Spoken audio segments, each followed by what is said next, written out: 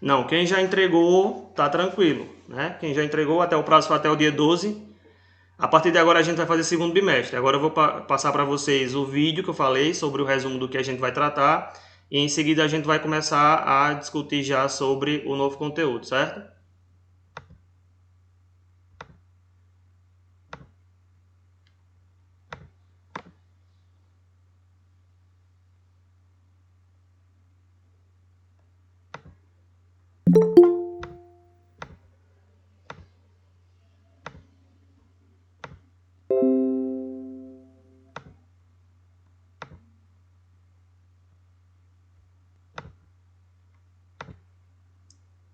Vocês estão começando a ver já a aba do YouTube? Sim. Sim. Vamos lá começar.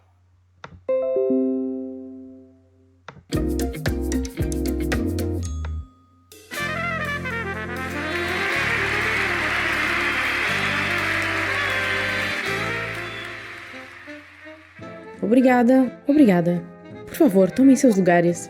E se seu chefe ficasse constantemente torturando e sobrecarregando você?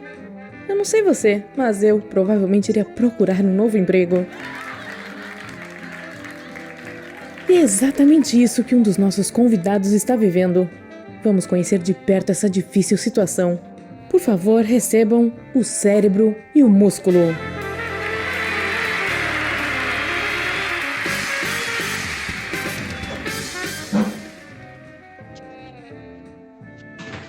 Ok, músculo. Foi você quem escreveu para o programa, dizendo que seu chefe, o cérebro, vive lhe dando choques elétricos para forçá-lo a trabalhar. Essas alegações são verdadeiras, cérebro? Sim, correto. Mas ele é preguiçoso. O que mais eu poderia fazer para ele se mexer senão isso? Ele ficaria feliz em passar a vida toda no sofá, comendo junk food e transformando-se em uma gelatina devido à flacidez excessiva. Eu tenho um negócio para gerenciar, então literalmente preciso dar alguns choques para ele se mexer. Músculo, como é que você aguenta isso? Bem, não é fácil, mas ele está certo. Eu não consigo me contrair sozinho. Não diga. Se importa em nos mostrar como funciona? É claro, mas primeiro quero chamar minha assistente, a medula espinhal.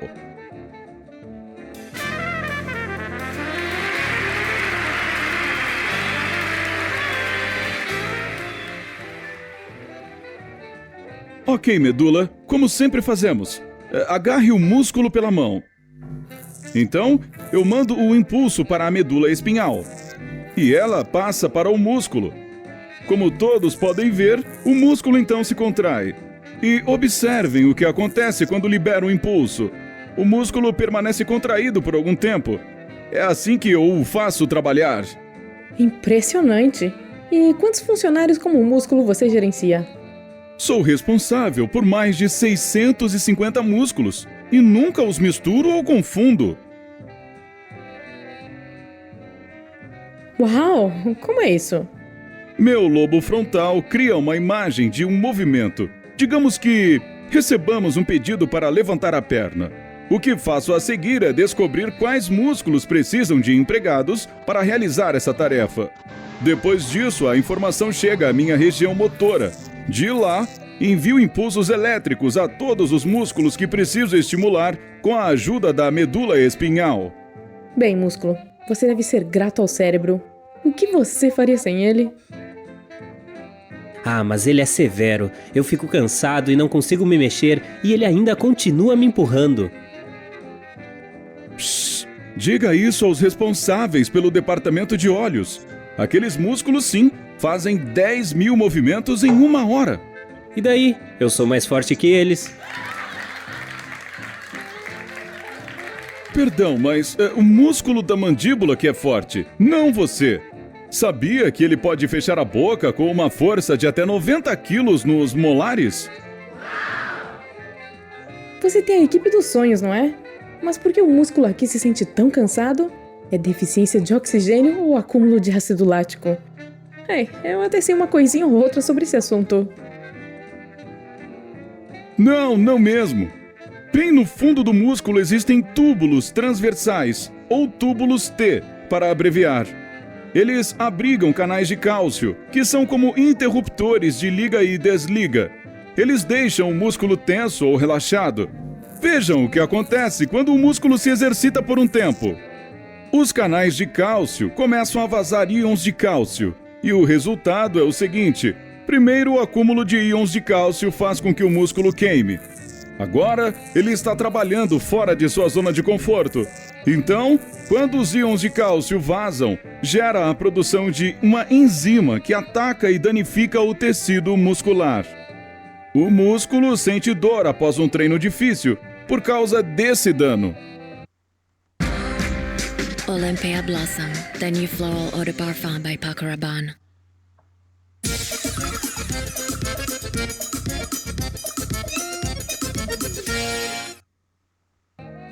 Mas parece tortura. Olhem, coitado do músculo.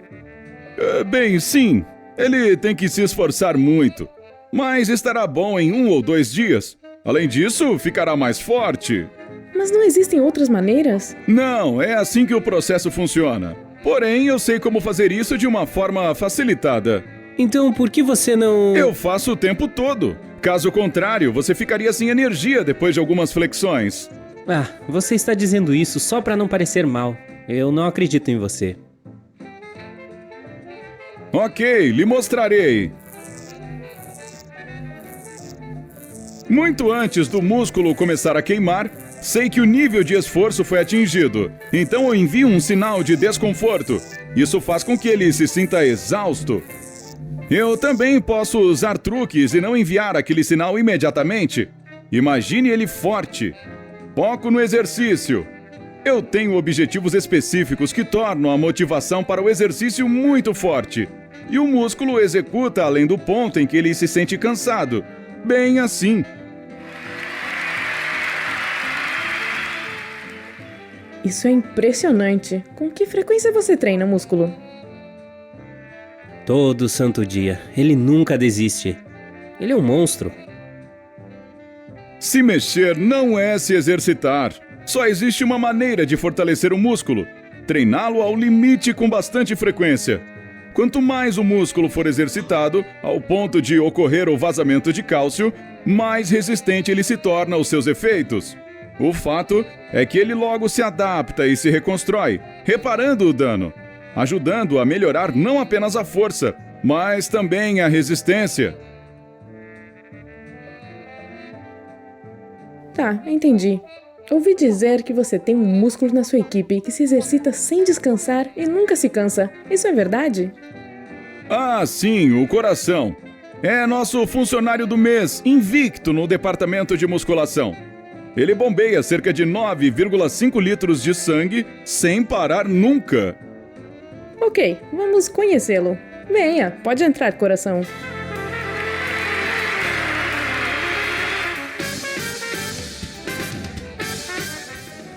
"24 horas de trabalho por dia. Qual é o seu segredo, coração?" Mano, saca só. Eu sou todinho feito de tecido cardíaco. E eu só tenho isso. Nenhum outro lugar do corpo tem. Garotas... Veja bem, o músculo esquelético se cansa rapidamente. Se isso acontecesse ao senhor coração, causaria um ataque cardíaco e todo o nosso negócio falharia. Todos nós apagaríamos. Para evitar isso e permitir o trabalho constante sem fadiga, o tecido cardíaco possui um arranjo diferente. Tem muito mais mitocôndrias que produzem muito mais energia na forma de uma substância química chamada adenosina trifosfato, ATP.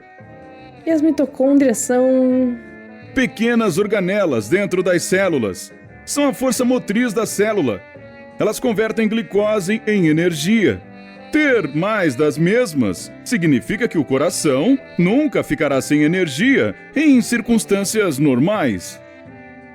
Fascinante. Mas por que todos os músculos da sua equipe não são assim? Não seria um negócio mais lucrativo? Na verdade, não seria. Primeiramente, o coração é especial por ter tantas mitocôndrias. Se todos os nossos músculos trabalhassem como ele, a quantidade de energia que exigiríamos seria enorme e insustentável. Nossa empresa, o Corpo LTDA, simplesmente exigiria mais energia do que pode produzir e, como consequência, quebraríamos. Ok, vejo que seu time é perfeito assim como é. Bem, com isso terminamos nosso programa de hoje, pessoal. Uma grande salva de palmas para nossos convidados e espectadores que nos assistiram de casa.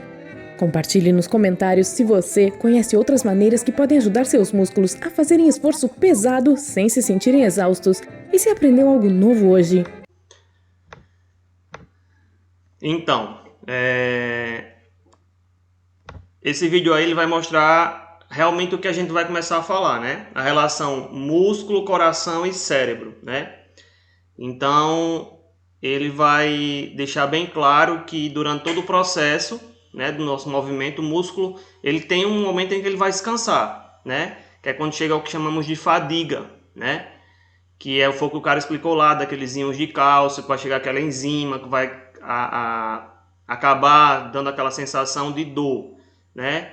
Então é quando chega-se a questão do ácido lático, né? Que sente aquele formigamento, aquela queimação no músculo quando a gente está fazendo uma atividade física muito intensa, certo? E daí também chega a questão do coração, né? Que vai ser um músculo em que ele vai trabalhar direto, como vocês mesmos viram, 9,5 litros de sangue é bombeado por dia ali. Então existe aí uma relação entre esses três tipos de órgãos, né? Então a gente vai tratar desse assunto a partir de agora, certo? Isso, Kaique, isso. Agora vamos começar os slides. Vou colocar o link do vídeo para quem quiser assistir, vou colocar no chat.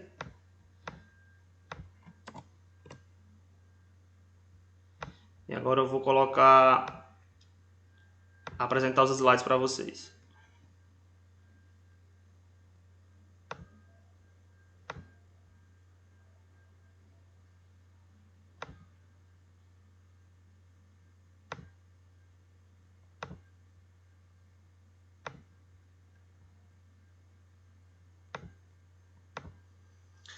Conseguem visualizar os slides? Sim, professor. Vamos lá. Então, o nosso assunto vai ser prática de atividade física versus treinamento desportivo. A gente vai entender um pouco o que é a prática e o que é um treinamento desportivo. A gente vai falar agora sobre introdução. Aí essas questões que estão dentro do quadrinho verde são os tópicos que a gente vai tratar, certo? Atividade física aeróbica, saúde para os músculos e para o cérebro, que é praticamente o que a gente viu no vídeo.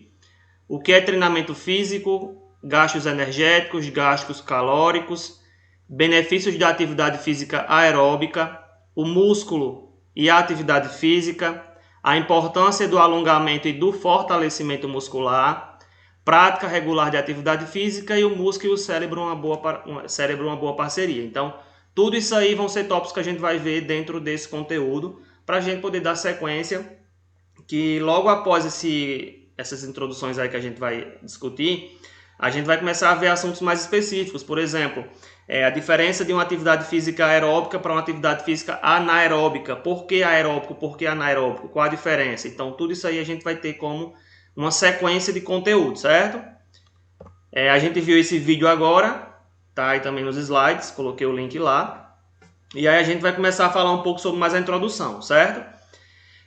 Então, alguns sintomas vão ser comuns a aparecer na nossa vida em termos de prática de atividade física, né? Falta de ar, dores musculares, boca seca, muito suor. Isso aí vão ser sintomas normais, né? Para muitas pessoas que se habilitarem a fazer a prática de alguma atividade física, né? Como se fizesse parte de um ritual da prática de atividade física, ou seja, é como se, se você está disposto a fazer atividade física, então você vai já fazer sabendo que poderá acontecer algum sintoma desse.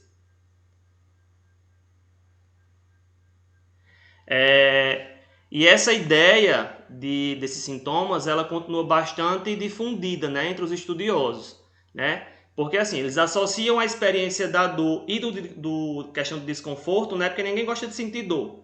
E aí acaba gerando desconforto.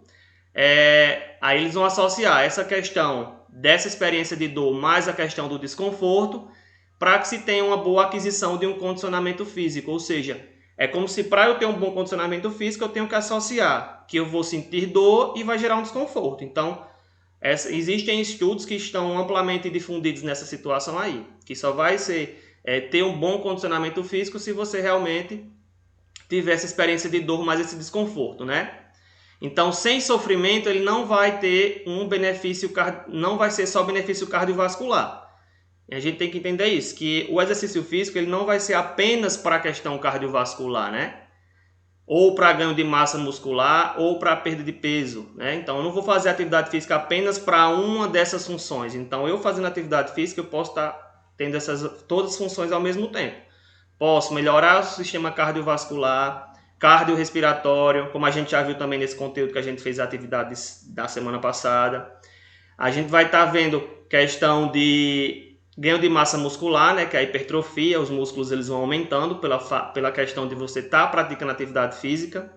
E também tem a questão da perca de peso, que a gente viu no assunto lá, que na musculação não vai apenas ganhar músculo, mas a musculação também trabalha paralelamente à questão de perca de peso.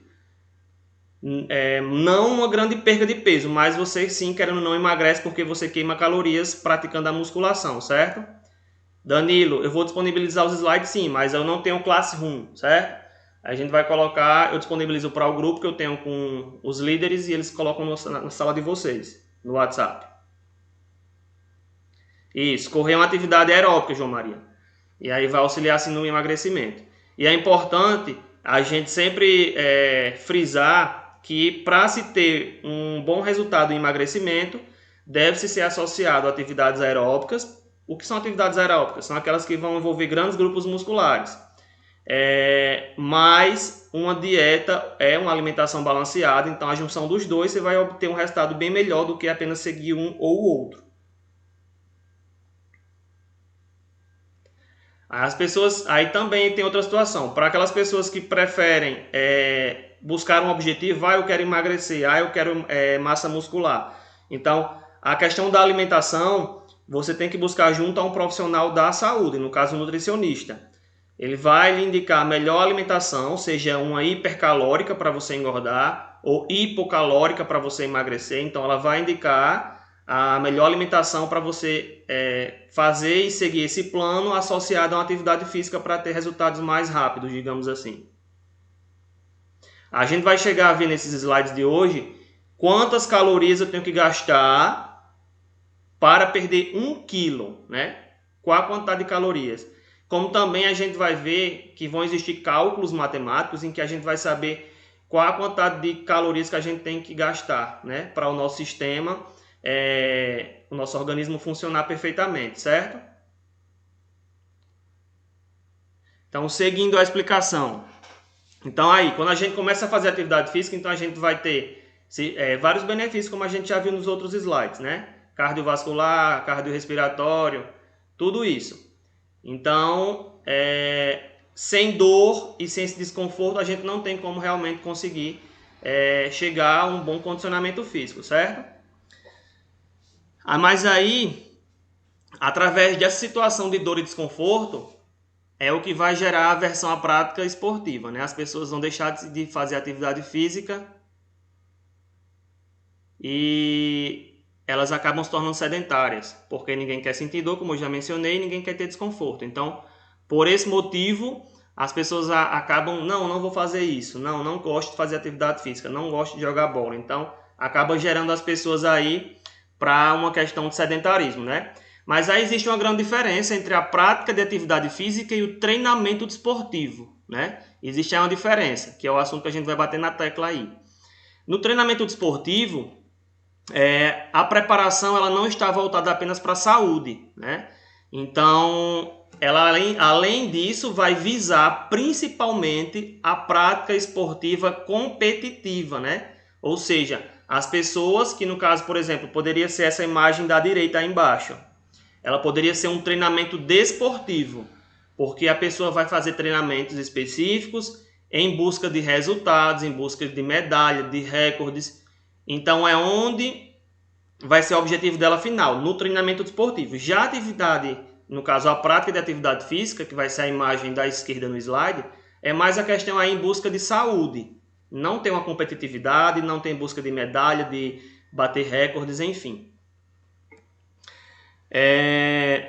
Mas aí o que acontece? Sendo uma prática de atividade física ou sendo um treinamento desportivo, apesar de ser uma diferença tão iminente entre essas duas práticas, pesquisas elas vão mostrar que não existe grande diferença quando se trata de incidência de doenças graves. Ou seja, tanto uma pessoa que seja amador quanto profissional, ela está sujeita a adquirir algum tipo de doença, algum tipo de lesão. Então, ambos estão sujeitos a ser acometido por um tipo de doença, certo? Então, não quer dizer que grandes atletas não estão imunes ou mais preparados para esses tipos de ocorrência do que nós, que somos apenas pessoas amadoras, digamos assim, em algum tipo de atividade física. Então, tanto a questão profissional quanto amadora, ambos estão sujeitos a ter algum tipo de ocorrência dessa em termos de desenvolver algum tipo de doença, seja por um treinamento mal feito, né? Você vai desenvolver um tipo de problema na coluna, por exemplo, enfim. Então, tanto a questão amadora como profissional, ela também tem essa ligação de surgimento de algum tipo de lesão, doença, enfim. Então, até aqui tudo bem? Alguma dúvida? Particularmente eu não. Ok, seguimos então. Chegamos a outro tópico aí que a gente colocou lá no início, no primeiro slide, atividade física aeróbica, saúde para os músculos e para o cérebro. Então, o nosso coração e a musculatura dos pulmões, eles se contraem e relaxam incessantemente, ou seja, constantemente, direto, fazendo com que a circulação do sangue e do ar aconteça em nosso organismo. Então, para que haja uma boa circulação no nosso organismo, sempre os nossos músculos eles vão estar juntamente com o coração se contraindo e relaxando, né? Por isso que o nosso coração ele é involuntário, ele trabalha por ele mesmo, ele não precisa a gente dar um comando. Então ele está lá bombeando sangue, circulando sangue dentro do nosso organismo através das veias e artérias, questão do oxigênio também, do ar. Então os nossos músculos dos pulmões e do coração, eles vão estar aí sempre nessa questão aí de relaxar e contrair constantemente, né? Fazendo essa circulação do sangue e do ar aconteça aí no nosso organismo. Então, a musculatura dos nossos braços e pernas, eles podem auxiliar os nossos pulmões, vasos e coração na captação de oxigênio para o sangue, ou seja, esses dois tipos de membros aí, superiores e inferiores, braços e pernas, vão ser uns auxiliares, né, para captar o oxigênio, né, auxiliando pulmão, vasos e coração. E aí esse oxigênio aí, ele vai ser utilizado para a questão sanguínea, né, para a questão da circulação. E aí ele vai fazer com que circule dentro do nosso corpo todas as células do corpo, ou seja, esse oxigênio que vai ser captado pelos braços e as pernas vão auxiliar o pulmão, vaso e coração a transportar dentro do nosso organismo todas as células do corpo, né? Questão do oxigênio. Então, a gente já viu aí que apenas esses dois membros auxiliam aí 3 situações, pulmões, vasos e coração, né? Então, a atividade física responsável para este esforço cardiovascular é chamada de aeróbica, ou dinâmica ou respiratória. Então, quando a gente tem uma situação dessa, né, que a gente acabou de discutir, a gente vai classificar essa atividade física como ela aeróbica, dinâmica ou respiratória. Ela pode aparecer com esses 3 nomes, aeróbica, dinâmica ou respiratória. Quais são os exemplos, professor, de atividade física aeróbica? São atividades em que a gente vai trabalhar um grande grupo muscular, né? Por exemplo, que são chamados músculos esqueléticos. Caminhar é uma atividade física aeróbica, nadar, pedalar. Então, são exemplos aí, dentre outras, de atividades físicas aeróbicas, né? Ela vai trabalhar a grande parte da musculatura do nosso corpo, ok? Então, nosso corpo ele foi criado bem para servir, né? Então, o exercício físico feito de maneira correta, ele vai trazer um descanso para o coração, Porque ele vai estimular a circulação sanguínea. Então, se eu faço atividade física, a gente já sabe que quando a gente faz atividade física, o nosso coração ele bate mais rápido, consequentemente, ele vai bombear sangue mais rápido. Então, quando eu faço isso, eu vou dar um descanso ao coração, porque o que está, digamos assim, ajudando o coração a bater e a bombear o sangue é a atividade física.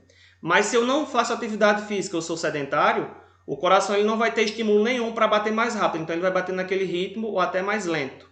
E aí o bombeamento de sangue ele vai ser menor. Então ele vai estar sempre naquele estado estático, parado.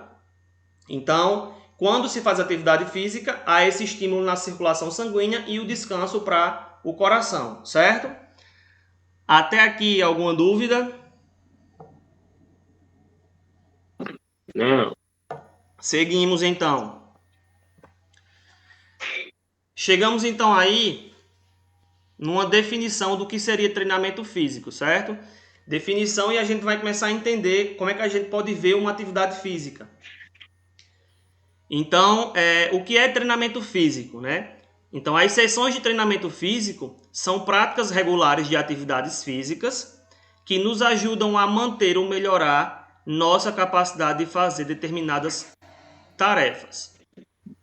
Então, o exercício aeróbico, né? Ele vai objetivar principalmente o auxílio do organismo na sua sobrevivência, ou seja, como ele trabalha uma grande quantidade de músculos, a atividade física aeróbica, então ele vai ajudar o organismo a sobreviver, porque vai trazer muitos benefícios, certo?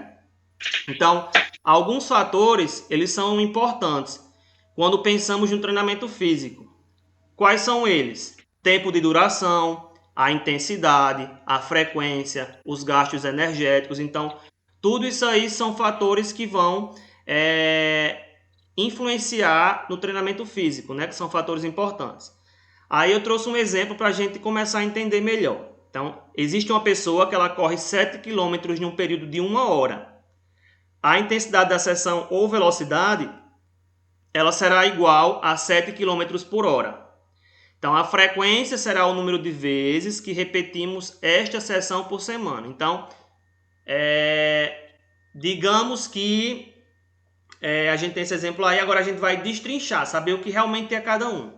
Qual é o tipo de atividade aí? Se é uma pessoa que corre, a gente viu ainda há pouco no slide anterior, que correr é uma atividade física aeróbica, né? Então, o tipo de atividade que eu vou ter aí é uma atividade aeróbica, ou dinâmica, ou respiratória, né? Ela recebe esses 3 nomes.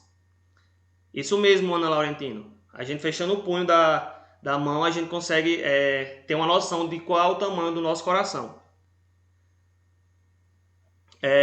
Tipo de atividade física selecionada, correr. Qual a intensidade? A gente viu aí que a intensidade, até no próprio exemplo, diz assim: a intensidade da sessão ou velocidade será igual a 7 km por hora. Então, a intensidade dessa atividade, 7 km por hora. A duração, aí ele fala lá que é por hora, então a cada hora, 1 hora. E a frequência, aí ele fala também lá no exemplo, a frequência será o número de vezes que repetimos a sessão por semana. Então, frequência, 3 vezes por semana. E a estimativa de gasto energético, aí a gente vai ter uma tabela em que a gente vai ver quantas calorias ou quilocalorias aquela atividade vai proporcionar. Aí ele vai também especificar por quanto tempo, qual o peso do indivíduo. Então, isso aí a gente vai trabalhar em cima de uma tabela. Então, dessa forma aí a gente consegue destrinchar uma atividade física, né? Saber especificamente o que é cada item da descrição, né?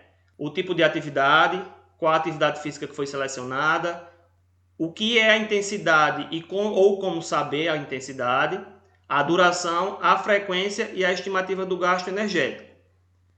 Sobre essa situação aqui de conhecer parte a parte do exemplo que eu informei, tem alguma dúvida?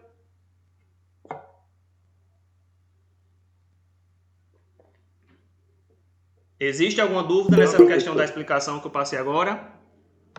Não. Ok, então vamos seguir.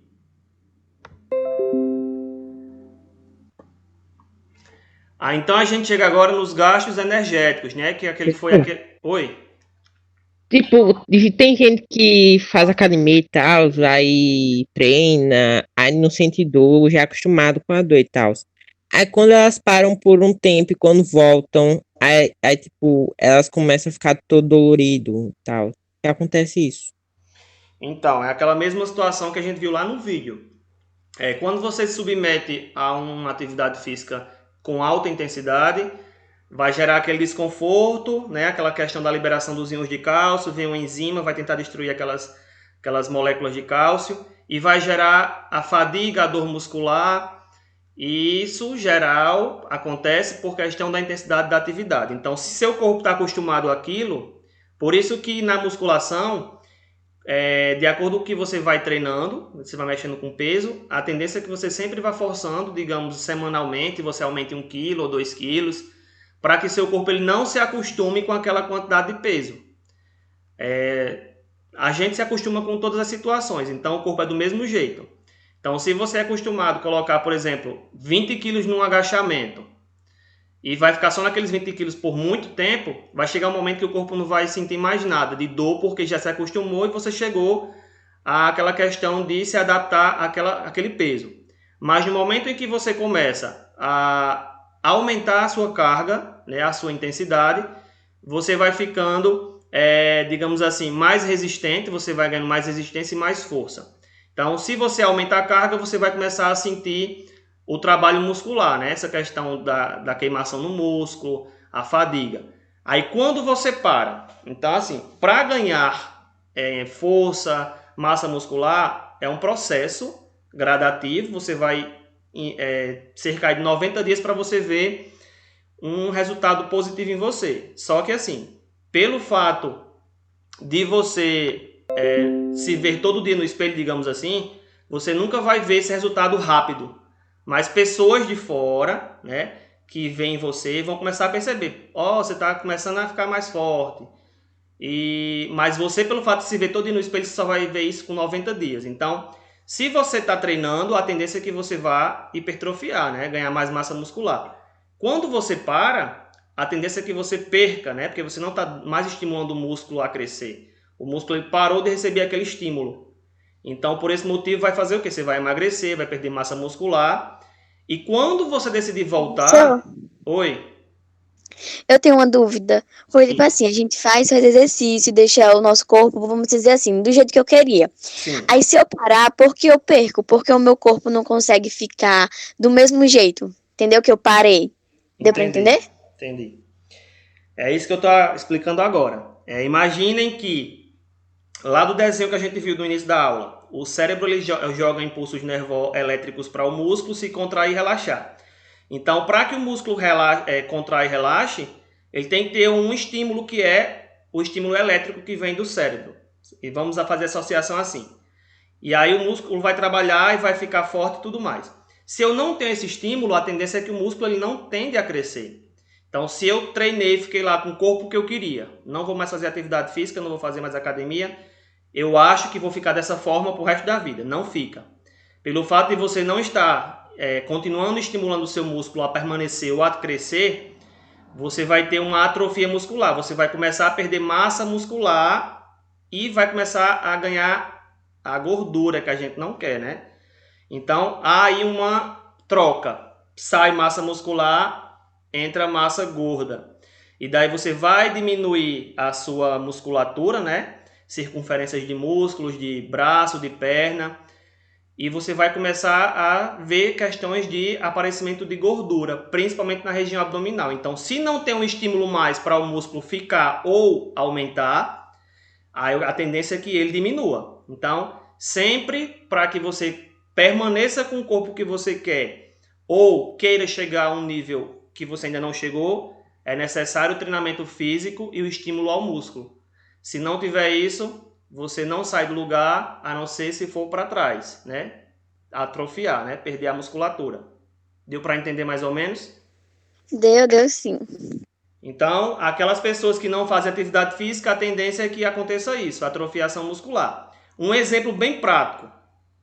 Imaginem aí que algum de vocês, Deus o livre, tenha tido algum problema, ou sofreu um acidente e precisou engessar a perna, né? Ou colocar uma imobilização na perna. E foi a perna todinha, da cintura até o tornozelo. E aí passaram-se 30 dias você com aquela perna imobilizada. A primeira coisa que vocês vão perceber, quando for tirar o gesso ou a imobilização, é que a sua panturrilha ela vai estar menor do que da outra perna que não estava engessada. Ah, professor, mas por quê? É a que a gente chama de lei do uso e desuso. Se você usa muito a musculatura, ela vai se desenvolver. Vocês vão ver isso em biologia, se não já viram. Se vocês não usam a musculatura, ela vai atrofiar, ou seja, diminuir. Então, pelo fato de ter ficado 30 dias sem fazer movimento com aquela perna, então a musculatura da panturrilha ela vai diminuir. Aí quando você tirar o gesso da perna, você vai perceber que está uma panturrilha grossa e outra fina. Aí, professor, não vai ter como fazer nada para voltar ao normal. Aí, de acordo com o que você for fazendo, movimentos, que você for tendo sua vida normal de novo, aí ela vai desenvolver, a musculatura da panturrilha vai igualar novamente. Mas aí é um exemplo bem prático do que você Professor, usa. Oi. isso aconteceu comigo. Eu tava assim, andando de bicicleta, né? Eu caí e quebrei o braço. Quebrei, né? Sim. Literalmente. E, tipo, fiquei mais de 15 dias com o braço todo engessado. E quando eu tirei, tava praticamente muito fino. Tava sem nada. Isso mesmo, é o que eu expliquei. É a lei do uso e desuso. Se você usa o músculo, ele vai desenvolver. Se você não usa, não desenvolve, pelo contrário, atrofia. Aí vai ficar essa diferença de tamanho muscular, mas aí com o passar do tempo que você passar a fazer atividade física de novo, ele vai desenvolver e volta ao tamanho normal. Hoje está como? Está normal? Está proporcional os dois tamanhos? Voltou ao normal porque voltei, quando eu me alimentava, né? E voltei a fazer exercício. Aí ele voltou ao normal. Tá tudo ok agora. Agora sim, a força dele não é a mesma que a esquerda agora, né? Que foi com a direita que eu quebrei. Agora as forças ficam diferentes. Se eu fizer muito movimento com a direita, eu já sinto o braço. Agora com a esquerda já é tudo normal. Tem essa diferencinha. Justamente por causa da calcificação, né? Como você quebrou, aí o osso teve que calcificar, querendo ou não, vai influenciar na questão dos ligamentos, da musculatura do braço, e por isso que você tem essa sensação de perca de peso, certo? Professor, o braço dele vai ficar assim pra sempre? Tipo, um com mais força, outra não? Possivelmente, né? Ele pode fazer fisioterapia para o caso de tentar retomar a força que ele tinha antes, como também pode acontecer isso num processo natural, ou também não pode acontecer. Então é uma questão aí mais de estímulo também. Então se ele fazer exercícios que estimulem a volta da força, ele pode voltar, certo? Mas aí tem a possibilidade também de não voltar, porque como ele quebrou o osso, então há uma nova calcificação no osso para o osso tirar essa ruptura, e aí envolve dentro do nosso braço, né, a questão de musculatura, de ligamento, mas aí não é algo irreversível não. Tem como voltar a ser como era antes.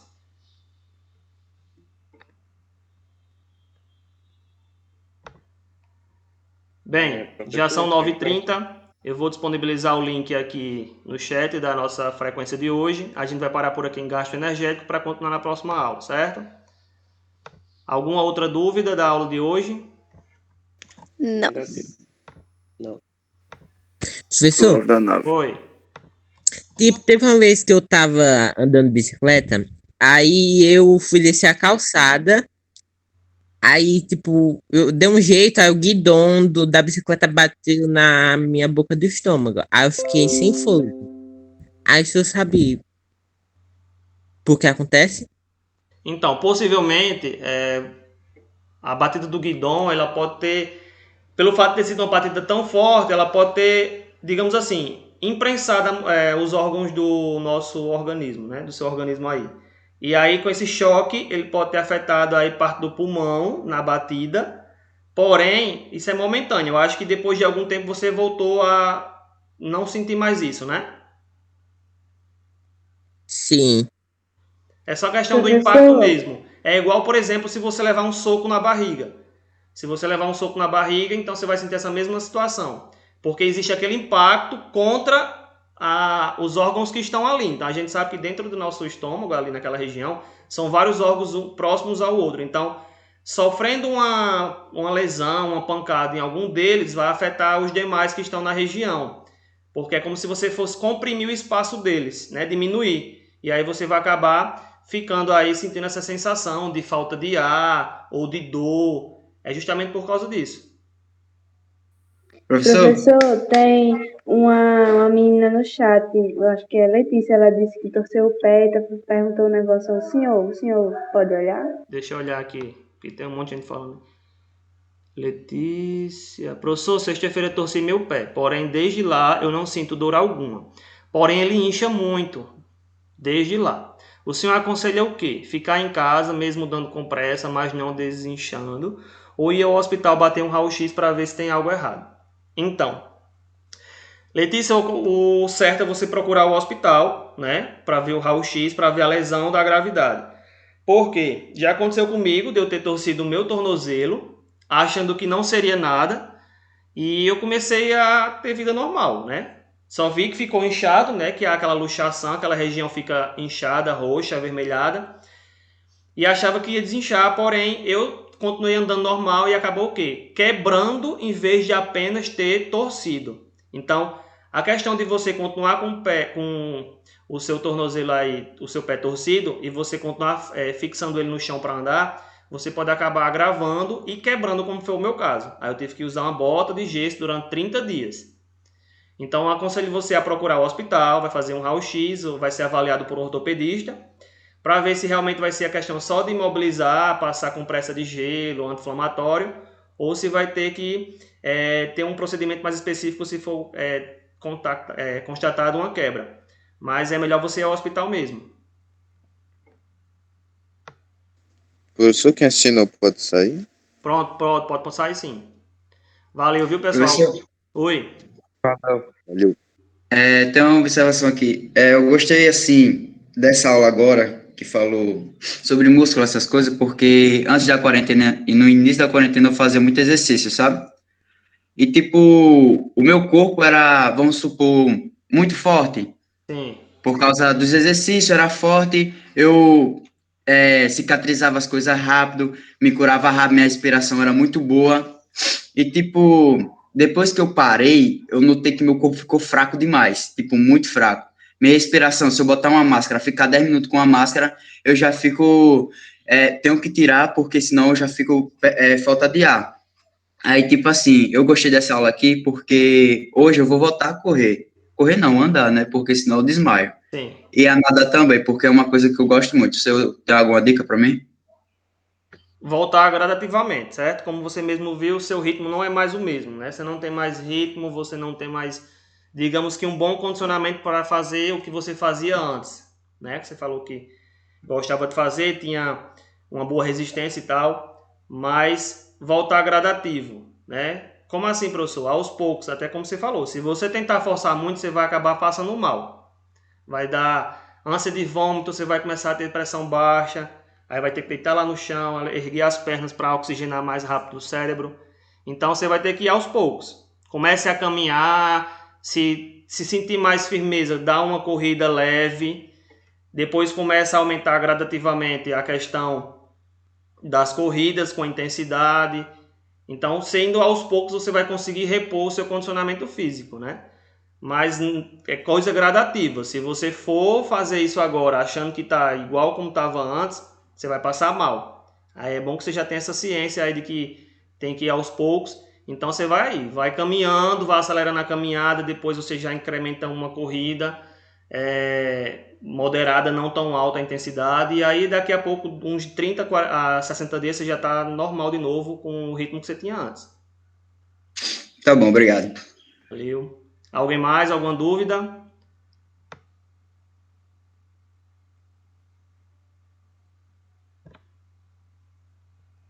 Bem, acho que as dúvidas cessaram por aqui, então agradeço a todos pela participação. João Vitor Nunes. Professor, esses exercícios aeróbicos também criam massa muscular dependendo da forma de treino? Sim, cria sim. Por exemplo, a corrida, ela vai fortalecer membros inferiores. Então, querendo ou não, a corrida ela proporciona o ganho de massa magra nos membros inferiores, né? Coxa anterior, posterior, glúteo, panturrilha. Então, tudo aí também, ela, querendo ou não, ela vai influenciar aí na questão da hipertrofia.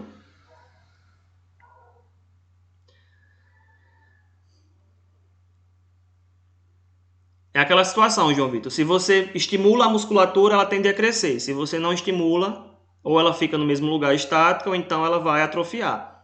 Então, pelo fato de correr, por exemplo, você está estimulando a musculatura dos membros inferiores. Então, a tendência é que você realmente, além de ter um condicionamento físico, resistência, você vai conseguir ainda também estimular o músculo a desenvolver massa magra, né? A musculatura dele aumentar.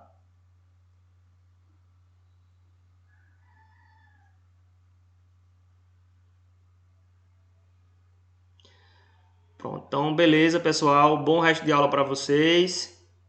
Boa semana e até a próxima aula.